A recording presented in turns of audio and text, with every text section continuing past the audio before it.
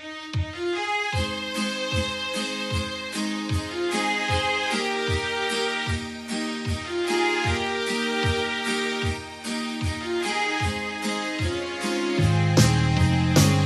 hồn mai lâm cất xuân ngày thương quay na sum xin thắp phan sa na tâm lu kim thấy lâu ta lệ gần quay tôn nam lấy ram hi căn san na to ye nuôi sinh min nung hi băng par mê râu sum xin băng lệ Jehovah kan patianu Leile bana sum sen suatu nei tu Siang kim ti thei le thei tre tu chung nung bi Na hu ham cha na me na pu ne poli Na rau bin sia le Patian tam na si sia an qua tu phan nau tua lên na ngân ten ten kan mak na chui mun moi a chu ta pan le ta na ta lâu đi na o thấy chun kan na ngang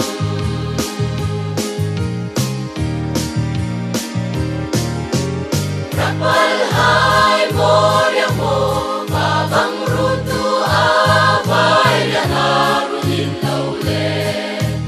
ban chung si sang run nam tu oi chu ran ken sung ma azum tu mo jang arau cha sung lo ban siang se lian di nuai kan len sa Jehovah kan patianu Leile bana sum sen suatu nei tu Siang kim ti thei le thei tre tu chung nung bi Na hu ham cha na le na ku ne poli Na rau pi sia le Patian tam na si sia an qua tu phan nau tua lên na ngân ten ten kan mak na chui mun moi a chu ta pan le ta na la lâu đi na o thấy chun kan na ngang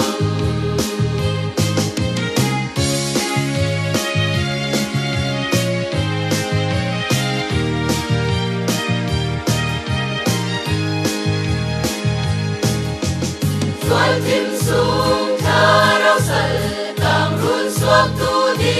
nga moi ma in tu le bay pi sung loa tin nga ta zam le jil pe tho kan ti thai go gi kri ne na shuai asuloi na en sin se kan ram Jehovah kan patianu Leile bana sum sen suatu nei tu Siang kim ti thei le thei tre tu chung nung bi Na hu ham cha na le na ku ne poli Na rau bin sia le Patian tam na si sia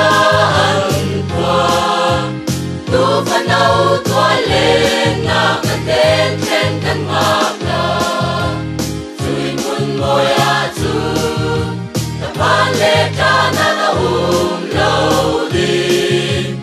na o thấy chun kan na ngang